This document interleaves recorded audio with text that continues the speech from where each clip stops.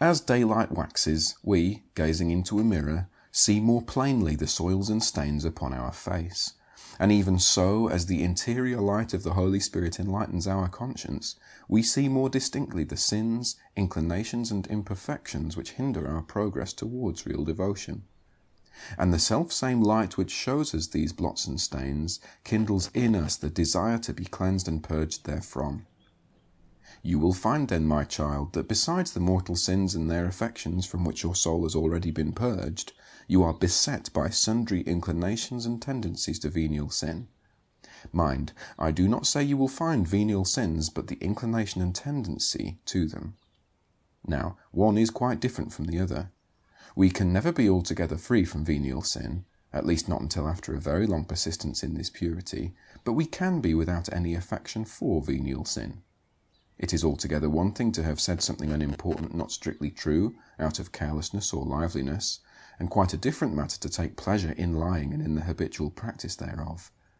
But I tell you that you must purify your soul from all inclination to venial sin. That is to say, you must not voluntarily retain any deliberate intention of permitting yourself to commit any venial sin whatever. It would be most unworthy consciously to admit anything so displeasing to God as the will to offend him in any wise. Venial sin, however small, is displeasing to God, although it be not so displeasing as the greater sins which involve eternal condemnation.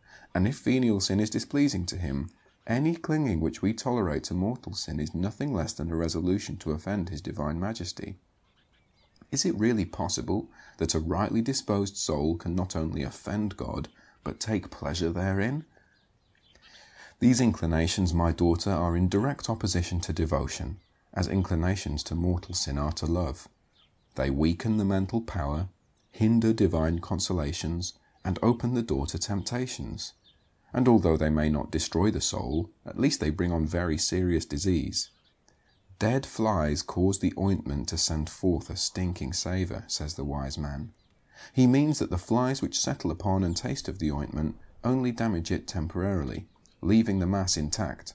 But if they fall into it and die there, they spoil and corrupt it.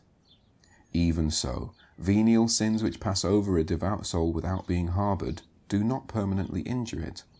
But if such sins are fostered and cherished, they destroy the sweet savour of that soul, that is to say, its devotion. The spider cannot kill bees, but it can spoil their honey, and so encumber their combs with its webs in course of time as to hinder the bees materially. Just so, though venial sins may not lose the soul, they will spoil its devotion, and so cumber its faculties with bad habits and evil inclinations, as to deprive it of all that cheerful readiness which is the very essence of true devotion. That is to say, if they are harboured in the conscience by delight taken therein.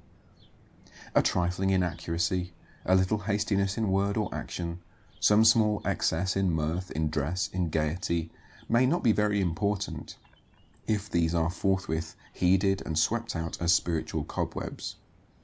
But if they are permitted to linger in the heart, or worse still, if we take pleasure in them and indulge them, our honey will soon be spoiled, and the hive of our conscience will be cumbered and damaged.